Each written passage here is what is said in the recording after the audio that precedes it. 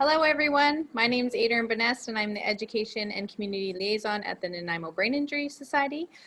Today, we are here welcoming Jessie Smith from Mindful Concussion, coming to us from Vancouver. Today, she's going to talk to us a little bit about her concussion experience and how mindfulness has helped. And I will pass it over to you and let you dive right in.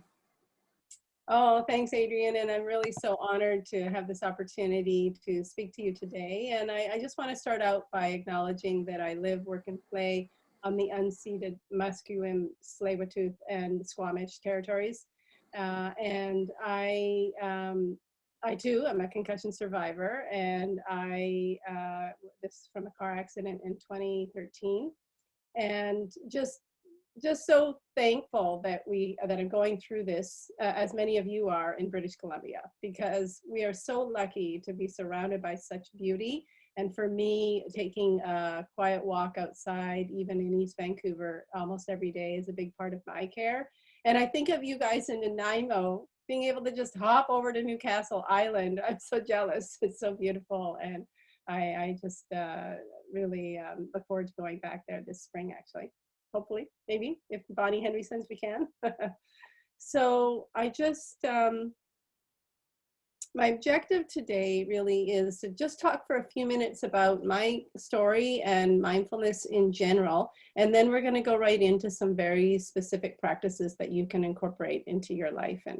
And so one thing, all concussions are different. No two concussions are the same. But one thing that we all tend to have in common is that we tend to have a lot of strong emotions and strong reactions. And so the good news is that we can do something about that. And I was really lucky early on to get a lot of support through the GF Strong Rehab Center here in Vancouver. And one of the first things that they said was to take up mindfulness. And I'm not going to get into a whole big explanation of what mindfulness is in detail, but just basically, when we're not mindful, everyone is lost in thought. We are thinking about regrets of the past, we're worrying about the future. Rarely does anyone in the world spend a lot of time in the present moment. And so with mindfulness, we give our busy minds a place to land. And so I found, and I'm sure you can relate, that we get overwhelmed, too much thinking, too much doing, too much noise, too much light, and the mind is kind of spinning and buzzing, and it's exhausting, right? With mindfulness, we give our attention a place to land. Just like that, just like,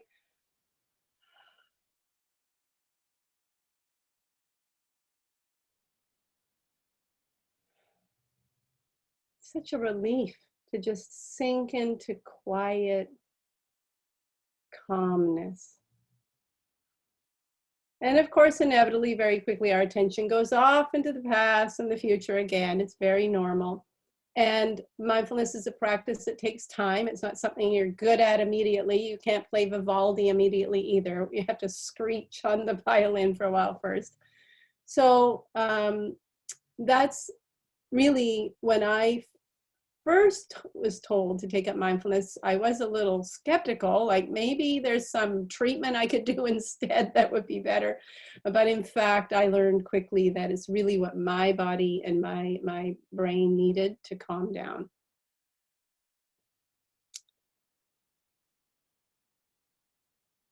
So when we practice mindfulness, we practice bringing our mind back from the past, from the future, and we just bring ourselves to the present. And the way that we do that is through the five senses. So we can pay attention through our eyes, ears, nose, and our skin and our tongue. So we actually use the senses to bring ourselves back to our body, because our body is always in the present moment, even if our minds are lost in thought. I also realized, though it was so powerful to practice mindfulness, I also realized that sometimes it can be too much. And I started off taking courses and workshops and going on retreats. And sometimes the teachers would say, okay, now we're going to pay attention to the body, you know, intimate attention to all of your concussion symptoms. They didn't say that, but of course that's what I was thinking, for 45 minutes. And I said, no, I'm not doing that. Are you crazy? No, that's not happening. That's way too overwhelming. So I learned in time to modify mindfulness practice so that I could take advantage of this quieting, settling of my nervous system, quieting of the mind.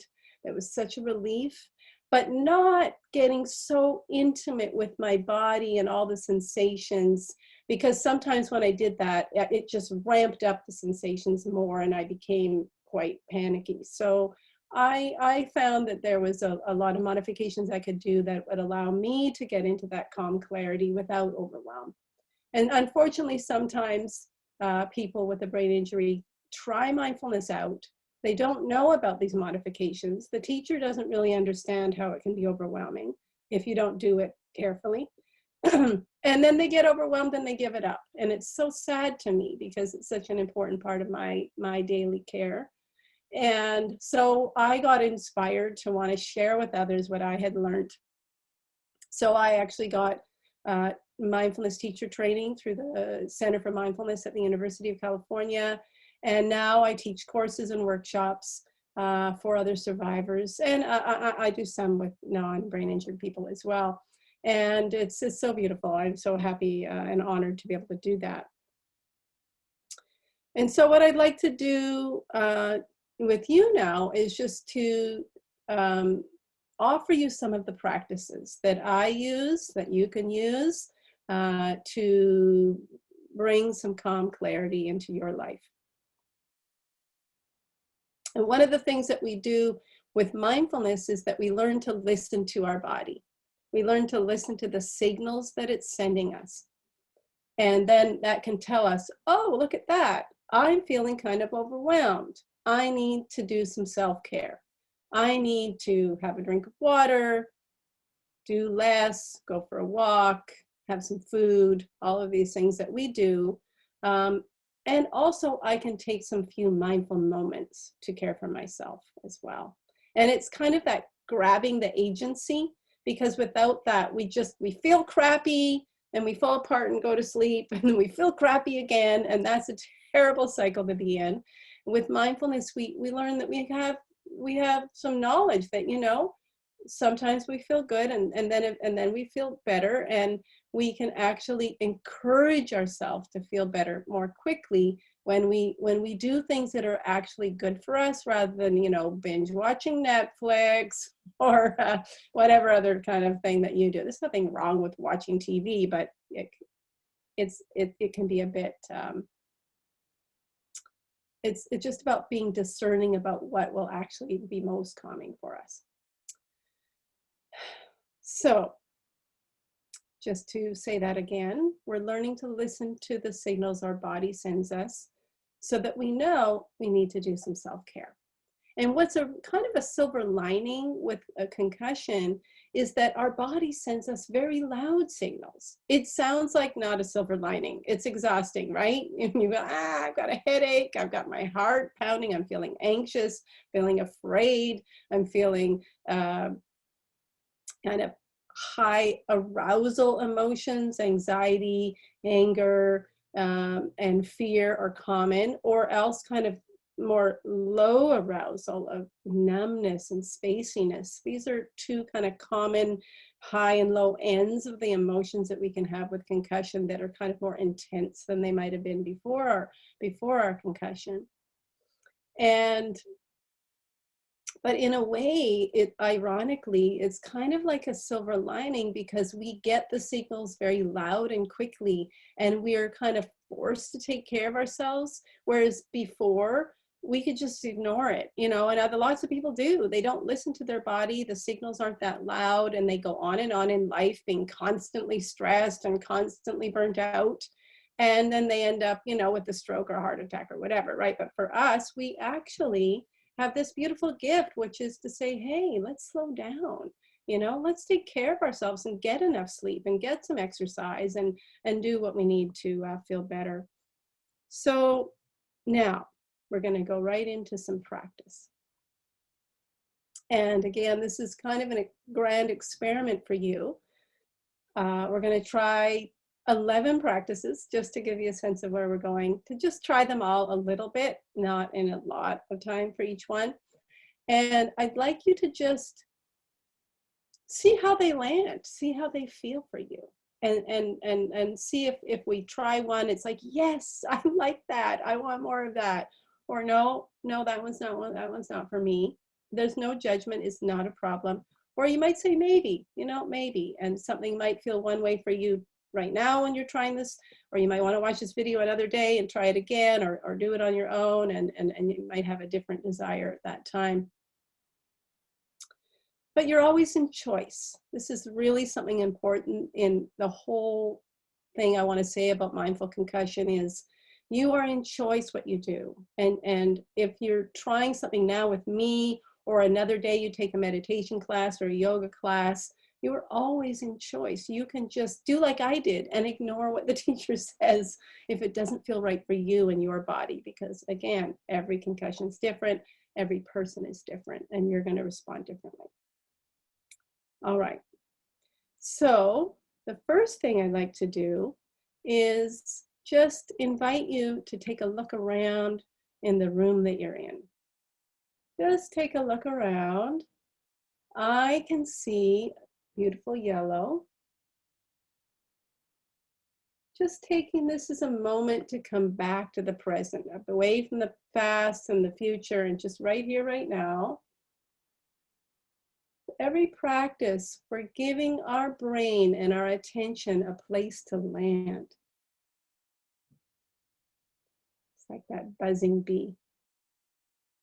So look around. What do you see? What colors do you see? Just to remind yourself you're safe, you're here in your room.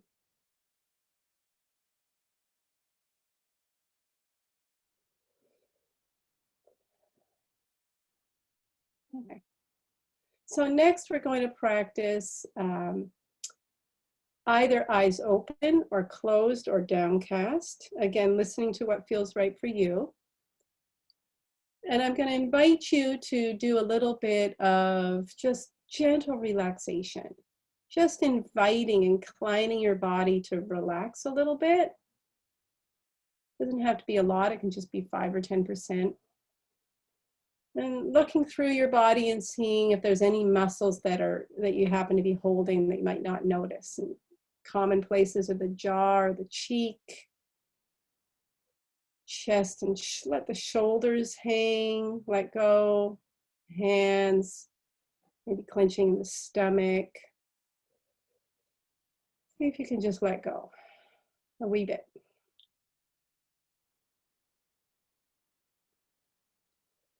And see if you can just invite in kind of an alert feeling and a relaxed feeling at the same time. Not sort of official meditation posture, but just kind of up and relaxed, and allow the muscles of the back to just kind of hang off the spine that's holding you up.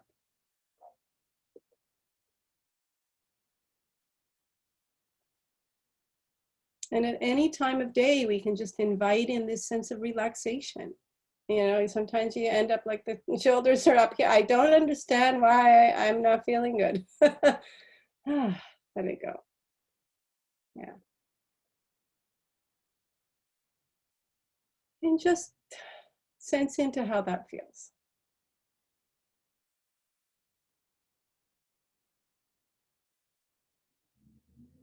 No right or wrong, no trying to make it more than it is, just seeing how it feels. And next, I'd like to invite in just a little Mona Lisa smile, like enough that you know, nobody would even know you're smiling, but just you inside can feel it's like the quarter smile.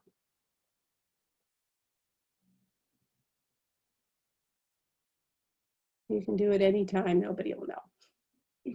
Or you can make it a bigger smile. See how that feels. Even if you're not feeling great today, just give it a go. Zen master Thich Nhat Hanh really encourages us to practice the smile. It just sends signals to our body that we're okay, we're safe, and we're good.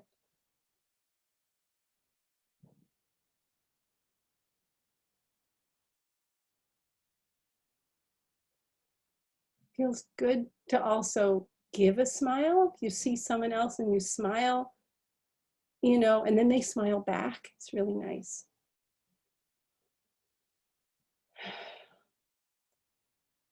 So our mindfulness practices can be quiet like that, or they can be a little bit more active. And so I'd like to practice one now with you, a gentle bouncing. Nobody's looking, so you don't have to worry.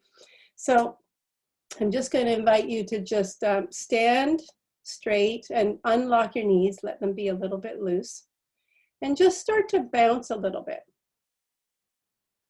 You know, okay, I look a little silly, but nobody can see you. And you can go a little faster or a little slower. And if it makes you feel unwell, it might make you feel dizzy or anything, you can stop and just like go put the video forward. You can let your arms be loose. Shut your eyes if you like. Maybe sigh it out.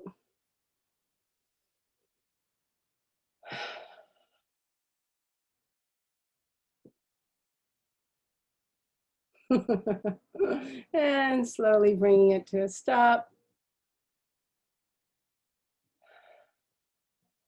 And I don't know about you, but I feel kind of buzzy. I feel buzzing in my hands and my body with just a tiny little bit of bouncing.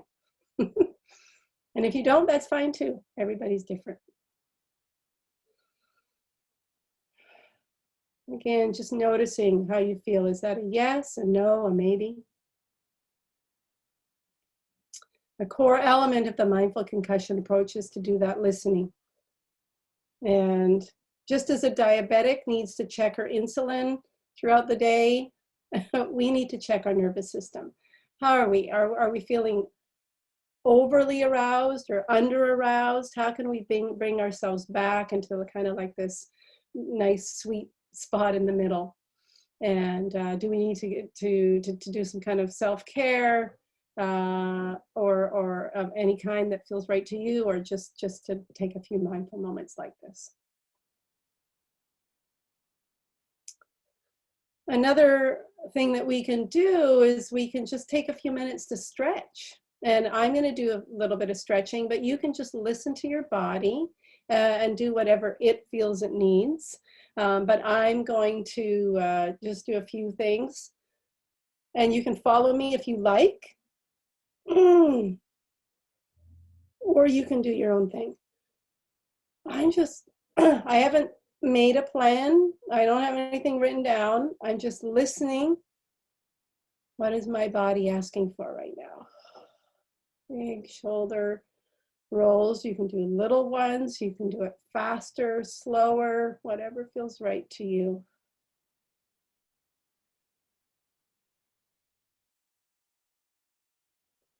And if your mind gets lost in thought, or maybe there's just like a little bit of pain that happens, you get a little bit afraid, just stop doing that and just bring it back to the present, if you can, to the sensations of the movement. Every practice we're doing, we're staying exactly with the sensation. So the feeling of smiling, the feeling of relaxing, the feeling of bouncing, and right now just the feeling of the movement, doing a little bit of hip moves. Very gentle. I love to do Yin Yoga. If you have a chance to go online, Unity Yoga in Vancouver has some beautiful online, Love Light Yoga, another online service. I don't like fast yoga, it's hard on my body. But Yin Yoga is long, slow, deep holds that I really love. So you might want to check that out. Okay, letting go of some stretching. Of course, you can do more active, not active, but you can lie down stretching. There's lots of things, not only those yoga studios, but also just online. There's a lot of things you can look up about stretching and see how that feels.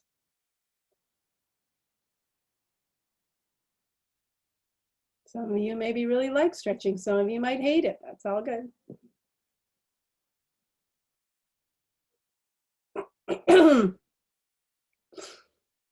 When we have really strong emotions related to our concussion, we can not only seek out support from other people, you know, we can seek out therapy, we can seek out friends and family, but sometimes, you know, those aren't possible, or it's just good to also do some self-soothing in addition.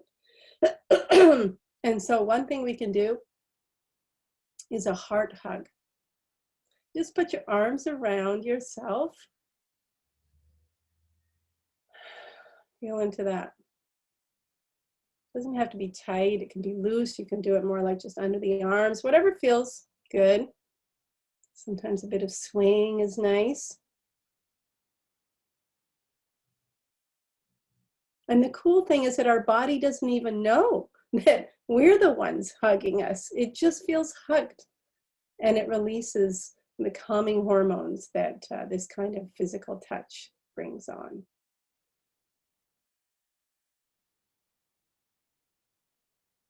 Maybe bring in that little gentle smile again.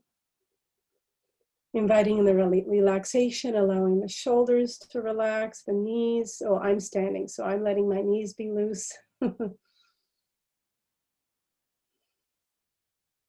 Sense into your heart space and feel the self support that you're offering yourself. So important during COVID in particular, when we're oftentimes feeling isolated.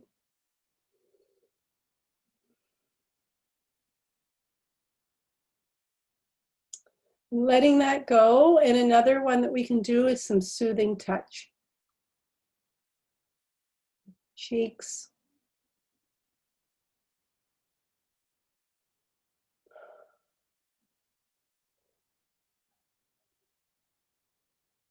That brain. It really needs some love, doesn't it? Feels good just to give it our love, support. We can stroke our arms. Just kind of like you might soothe a child. You know, you're not, when a child comes to you that's upset, you know, you just give them love and comfort, not with the idea that their hurt will suddenly go away, but so that they know that you're here for them, supporting them.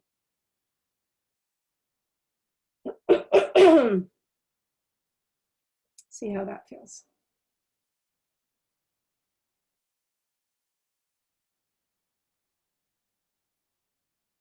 Is that a yes? No? Maybe?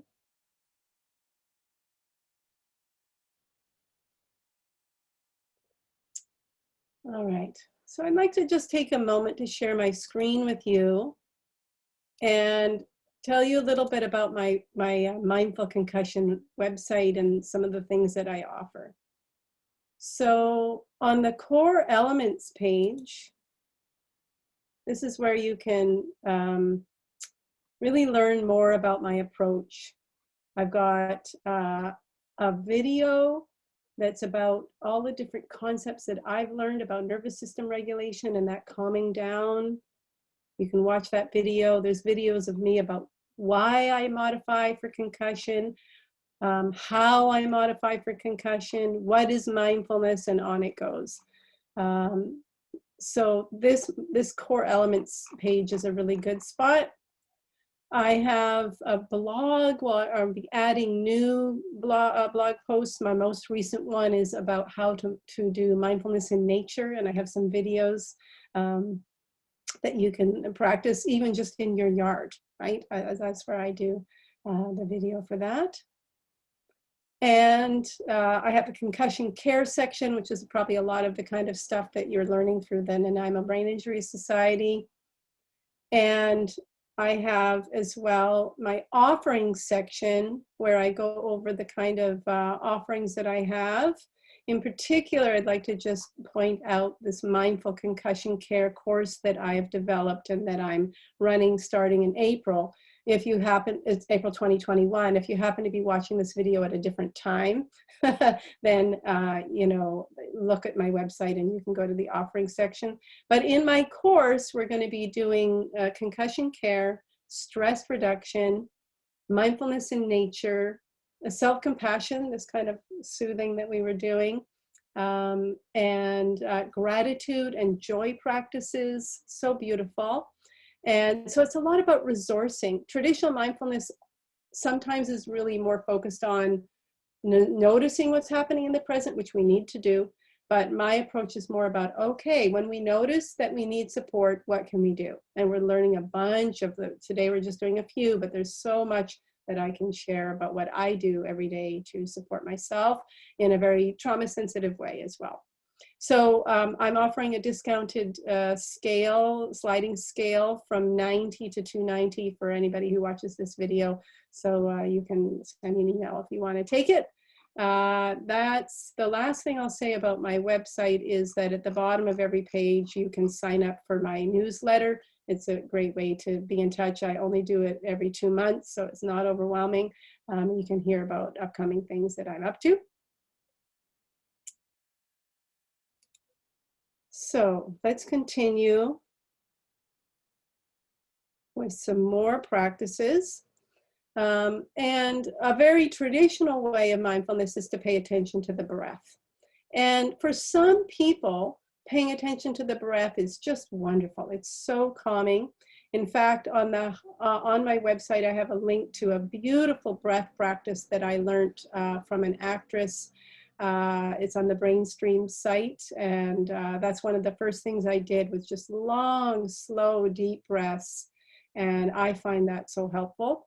But some people find it challenging and find it a bit overwhelming. So again, you have to just listen to yourself and see what will work for you.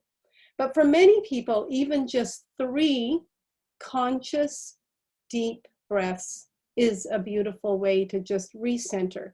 You know, we get off track.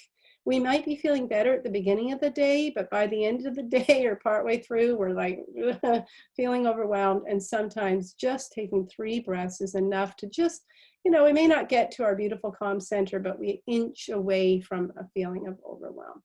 So let's give that a try right now. Again, let's invite in that relaxation. If anything has become tight again, alert but relaxed posture. And I'd like to invite you to just take a deep breath in with me. You don't have to do the arm thing. I'm just doing it to sort of show you what I'm doing. So in, hold at the top, and then out. Long, slow, deep breath with the exhale longer than the inhale. And hold at the bottom. So that's just a sample. Let's try 3 together. Ready? In.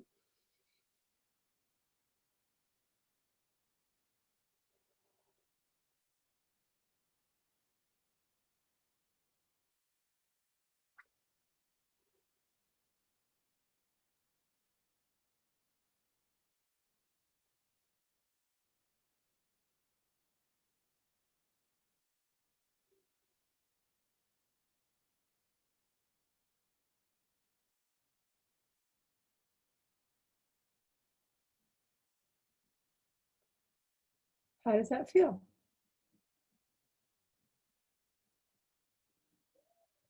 No judgment, just see what 3 long, slow, deep breaths feels. Ooh, I feel good.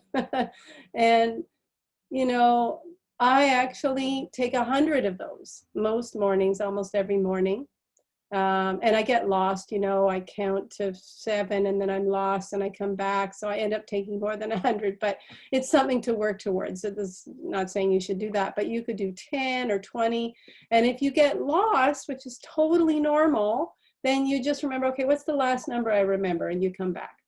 And when you do that, you know, it's not that the number counting is very in the background, but you're paying attention to the sensations of breathing. And a good way to do that is through the nostrils, the feeling of the cool air coming in and the warm air coming out. Let's just try that one time. Sense that cool air coming in and the warm air going out. Okay. Now I'd like to try something called accordion hands. It's with the breath again, and it's a little bit more active. So we're going to use the hands as a way to track the breath. So just follow me for a second and I'll explain it. So we take an in breath and out. You might want to do it lower down, might be more comfortable, but I'm doing it up here so you can see. And your attention can be on your hands moving.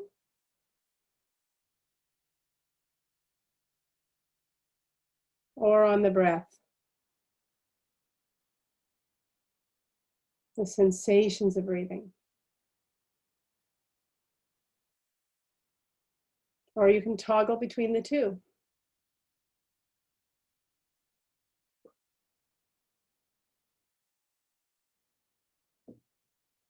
You can go wider.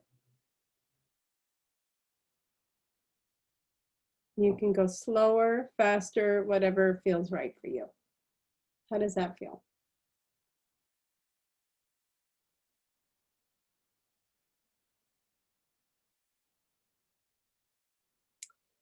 And the next practice is, you might not be able to do right now, depending on where you're located, but it's to look out the window, or actually be outside, or look at a plant, anything natural. So let's just imagine that you do have a window. You can move your computer if you can, and just look out the window.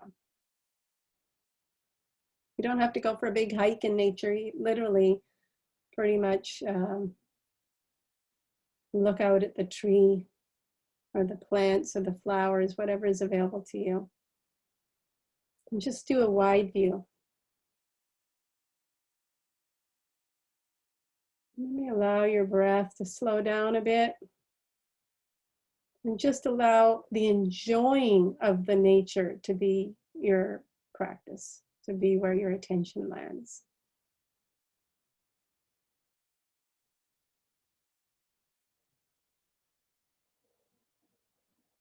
I can see little buds starting to come on my tree.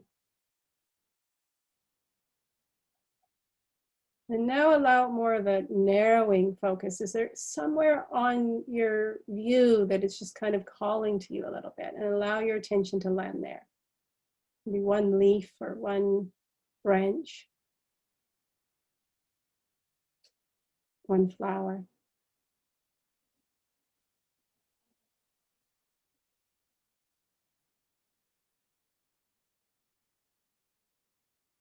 And letting that go. How does that feel?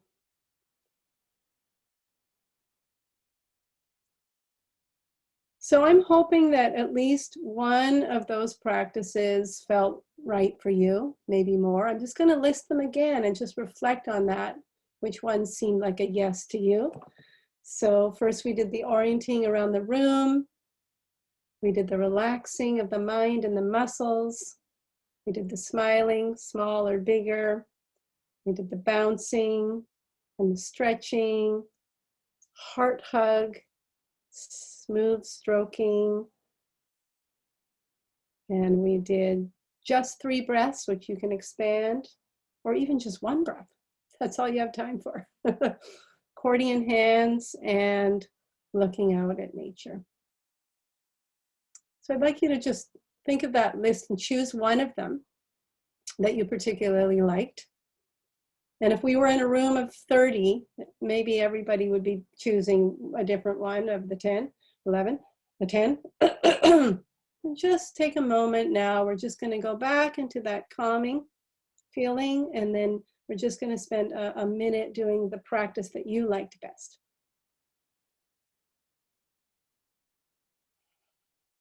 I'm just going to look out at my tree again.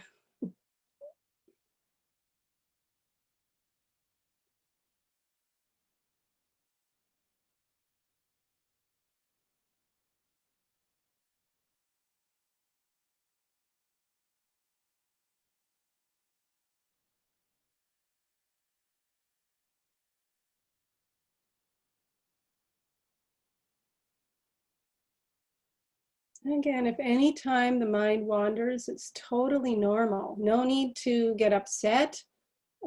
It's actually a celebration. Hallelujah. I noticed I was lost and I came back. So in these practices, we get lost, our attention goes away, we bring it back, we get lost and found, lost and found over and over again. And I really hope that that you found this useful, and I encourage you to choose maybe 2 or 3 of those that particularly spoke to you, that settled your body, and maybe make a plan, because I find if you say you're going to do it but you don't make a plan, it just doesn't happen. It's about forming habits. So you might want to choose the time when you first wake up, like I do, or right before bed, or maybe at some point in the middle of the day when you think you might really need a few mindful moments, and actually put it in your calendar, like actually plan to do it. And, you know, even just for a week, and see how that goes. So I definitely recommend that. We can do formal practice in that way where we choose to do it. And it's kind of like scales, you know, I don't play music, but, you know, you practice scales so you can play a song. Well, we practice formal meditation and mindfulness like that so that we can call on it when we need it. And we know as concussion survivors, we're going to need it, right? We're going to be walking along and there's going to be some loud noise and we're going to kind of flip out and we're going to need to calm ourselves down.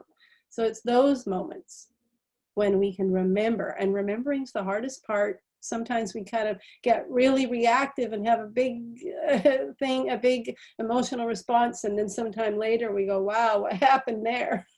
Because eventually it always does calm down by itself. But with mindfulness, we can speed up that process. And what I found for me is that I am less often am I reactive. And when I am, I'm not as deeply reactive and I can get out of it more quickly. So I'm like the taste, you can know that it works because at least it worked for me. So hopefully it'll work for you. And there's a lot of studies being done on mindfulness in general, and mindfulness and concussion is beginning. The research is showing that it's one of the best things for anxiety for sure, and other things that we feel as concussion survivors. So I want to invite you, if you happen to be watching this in spring 2021, I'm going to be doing a Cultivating Calm with Concussion workshop on March 6th and April 10th.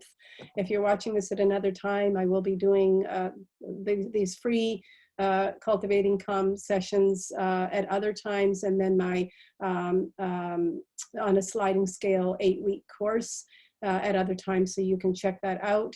And if you sign up for my newsletter, you actually get, the first thing you get is a video for me doing some of these practices, some of the ones we haven't done today, so you can give that a go. And I'll just end with one final practice, and that is just to place your hand on your heart right now, even if it feels kind of silly, and just know that you're not alone. There are millions of us around the world that struggle with brain injury, and we are a big tribe. We're all in this together. I'm sending you my beautiful support and hope that you will find ease through these practices. Thank you. Hi, Adrienne. I'm back. Thank you, Jessie. That was a great display of a lot of different options for mindfulness. I think sometimes people have a certain idea of what it could be, and now having some different options, like you said, what works for you might be different than what works for other people. So that's a great option. I really appreciate you sharing that with us. So like Jessie said, check out her website at mindfulconcussion.ca. Some of her free webinars are coming up pretty soon, March 6th, and we will share that with everyone on our Facebook page. If you would like to learn more about our organization, our website is www.mbis.ca, and we will see you on the next education session. Thank you so much, Jessie, for joining us, and we'll see you next time. Thank you.